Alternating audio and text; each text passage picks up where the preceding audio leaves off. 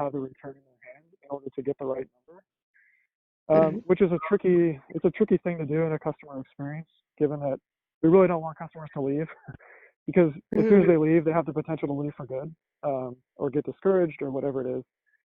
Um, and so we had to find the right experience that would guide them to finding, to knowing the importance of going to get that, because they won't be able to file if they don't do that, and then also guiding them to the right number so they won't get rejected. And so that was the tricky thing that we had to like continue to iterate on through season. There required a lot of learning, on how customers behave. So we actually did a lot of behavioral economics when we built our experiences. So we're leveraging a lot of these, like, there's kind of like this new, how do you kind of use behavioral economics and psychology to actually get people to do the things you want to do in a product experience. And we learned a lot leveraging those techniques to help us with that in this experience. So that might be an important thing to call out there. But generally it happens. I should mention there's an important context within TurboTax that I would likely get to in an interview. But TurboTax has it's a very seasonal business. We have two very peaky peaks where customers come in and file. One we call first peak, and the other one second peak. It's right before the deadline. And so we basically have to make a lot of really quick decisions and iterate really quickly on the experience as we learn around these really big peaks in order to really get the right experience in front of customers going into the next peak. So it's very critical for us to like learn and iterate quickly in order to do that. Otherwise, you just miss your opportunity to make an impact. Yeah.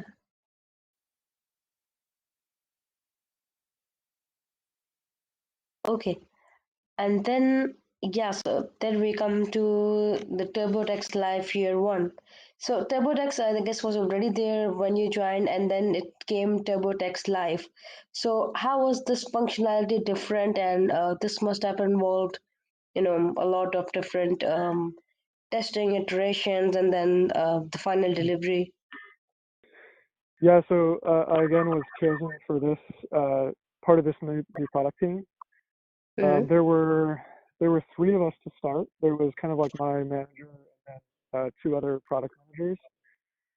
And really, I believe there were like 4 scrum teams or something. So we had a pretty, I would say it's not small, but it's not real large either. And so we basically took the TurboTax experience and we tried to make CPAs as accessible as possible within that experience. So if a customer ever needed help or to get unstuck at any point in their experience, they could just reach out to a CPA, and within like, a couple minutes, they would get access to somebody to help them through that problem.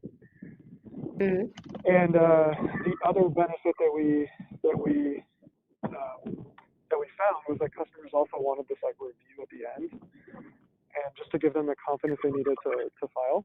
And so we really created, I would say, like 2 cornerstone benefits or features for customers. One is to get access to help when they need it as fast as we can serve it up, as on demand as possible. And then the other is this review at the end. And so those were the 2 big experiences that we built out in year 1. Okay.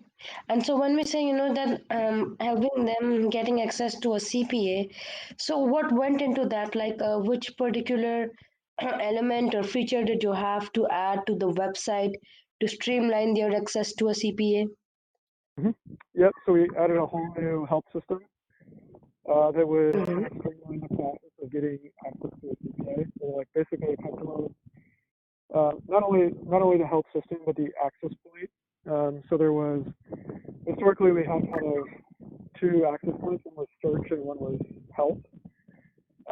Both of which you had to kind of like ask a question. Then we would, based on that question, we would decide, we would serve up a bunch of like self-help, like a lot of links, just like Google does, with how to solve your problem. And then if you were really struggling, you would get access to to being able to contact somebody, and then we'd have to Mm-hmm. route you to the right person. But so what we did is to elevate the premiumness, like to create a really premium experience around the help experience. We created a Mm-hmm. new access point that was more branded like live. It was like much more visible. It was much more Mm-hmm. streamlined when you actually clicked on it. Like it would kind of fast track you to the help you were looking for, um, Mm-hmm.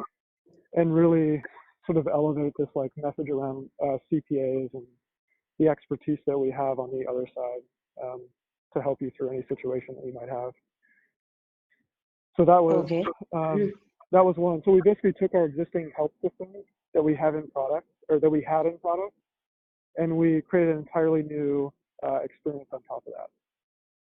Yeah. Okay.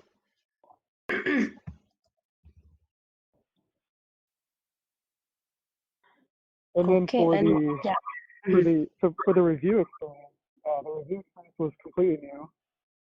Mm-hmm. We had to basically integrate our new experience into the existing product experience at a point when we knew that customers were going to look for that review, which is toward the end. And what was interesting about that is we had to really balance. We had to be careful about balancing like how upfront we were with the review in terms of like why you would need a review, that type of thing. Because obviously, if everybody comes to the end and wants a review, it's Mm-hmm. going to be problematic. Yeah. um, so we just had to be really careful with how we positioned it and why you would need it. But we also didn't want to hide it either. So it was just kind of a delicate balance of getting that right experience. But Mm-hmm. so I should mention actually, so something that's interesting about tax is, and in the space that we were in, um, and I think I might have mentioned this, but in in tax, if you're a CPA and you give advice to somebody, if you give a certain level of advice, like if it impacts enough of the return, it's kind of gray, but if there's enough impact to the return, they actually have to take it over. And Mm-hmm. so there's actually three experiences that we built. One was the help experience that I talked about. One was the sort of on ramp to this expert review, we called it, experience. Mm-hmm. And then the other is if the expert gives enough advice where they have to take over the return, we built a whole new Uh-huh. experience to allow the pro to take over that return and actually file it on behalf of the customer, which was actually a pretty big piece of it. And it's called, I Okay. think it's Great. called in the, and I was actually part of that, building out the backend platform for that as well, for the Mm-hmm. expert. And so that's when I think I called out in there. It's either called return handoff or line by line review. Um, but that's the third sort of major product experience that we built out in year one. Mm-hmm. Okay.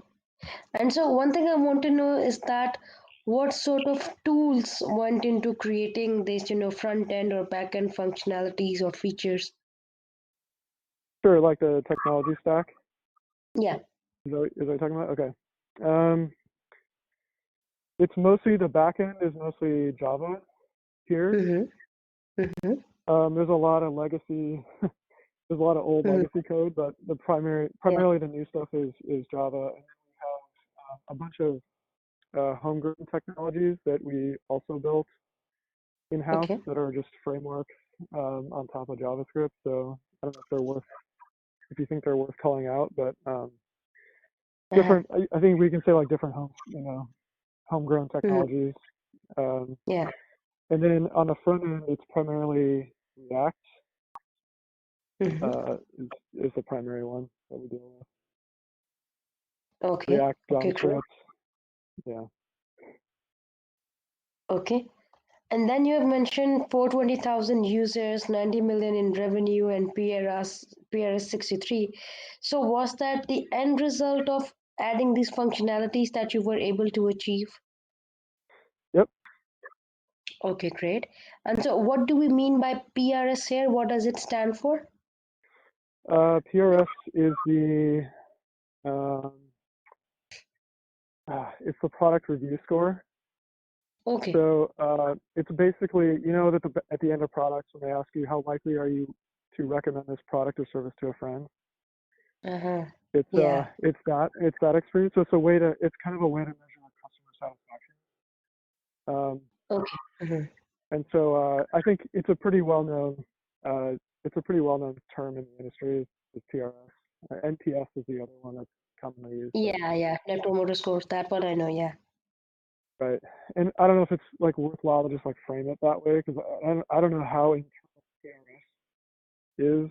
Um, it might be better to just say NPS because it's a more most most people know about NPS. Yeah, could be. Yeah. Okay. Yeah. And so when we say that 420,000 users, so what are we conveying through it? Like, were these the amount of users that were satisfied through these features, or were these the users that were added as a result? Yeah, so those are customers that either started and completed in TurboTax Live, or they Mm-hmm. started in TurboTax and upgraded to TurboTax Live and completed. Mm-hmm. Um, so it's either one of those two because we had a path, to obviously upgrade and get people that were looking for help the access to help, and we'd upgrade them to that service. And so, yeah, the 425,000 were the people that actually like paid and finished uh, with the service. So. Okay. Okay, and then you partner closely with marketing to define and execute against the SKU bundle setup and returning user. So what is this user reco, RECO? Yeah, so that experience is anytime a customer comes back to us the Mm-hmm. next year, we create an experience to get them either back into, in most cases, back into the same product they used the previous year. But Mm-hmm. in this case, because we wanted to also expose those customers to this new product, we built an experience for that as well. And so, like historically, you would just come to TurboTax if you were, say, a deluxe customer. We would say like, hey, you finished in deluxe last year. Do you want to just keep going with deluxe this year? Um, Mm-hmm. that's how we would frame it. But this next year, when we had TurboTax Live, we would say like, hey, you finished in TurboTax Deluxe next year. We also have TurboTax Live Deluxe this year, which gives you all these new benefits that you may not know about. And so as a Mm-hmm. way to get customers into, well, exposing them to the benefits of our new product experience, and then also uh, to start in our new experience for that bigger like returning customer set. Okay.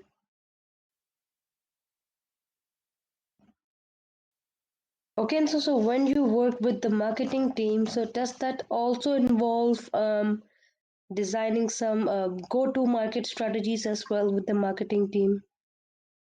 Yeah, and we do a lot of customer research too. So we spend a lot of time with both internal and external research teams Mm-hmm.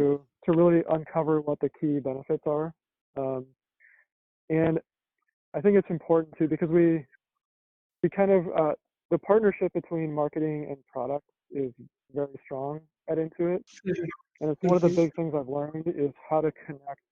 We call it the promise to payoff, but it's really when when you're promising this feature or benefit as part of your like shopping experience or like the early part of the experience, like how do you actually pay that off in the experience to Yeah. make sure that customers are getting the benefit that you told them about. And so Mm-hmm. that's why product and marketing typically work really close together. Even as far back as like the early research stages, because we have to be kind of completely aligned on what we're going to be promoting and what we're going to be building. And Okay. so yeah, that partnership is really has to be really strong here. Okay, great. And so, what are these expert photos and expert review? Yes. So that was another fun one. Um, so so so as part of our expert review experience, uh, Okay. we wanted to personalize the experience with the expert that they were on the phone call with, Okay. and to do that, we wanted to show a picture of their expert. Um, Uh-huh. But what we come to find out is that it's very, very difficult to collect professional-looking photos of a virtual network of professionals. So all of our professionals work from home, and similar to, well, most of our professionals work from home, and so we have to find a way of like collecting these photos and then having them appear in product in a professional way. And so, Yeah. we did a lot of iterations to try to figure out ways to collect photos, whether it's just like, hey, here's some instructions for how to take a picture of yourself, all the way to where we ended up, which was we actually coordinated this whole effort with JCPenney's to have them go in and get professional photos taken, and then we had to create a process around getting them into all those photos into our system in a very sort of efficient manner. Because we had, these professionals were getting onboarded and trained into the system, and then we had to make sure that by the time they got hired and into the system that all their photos were ready for product.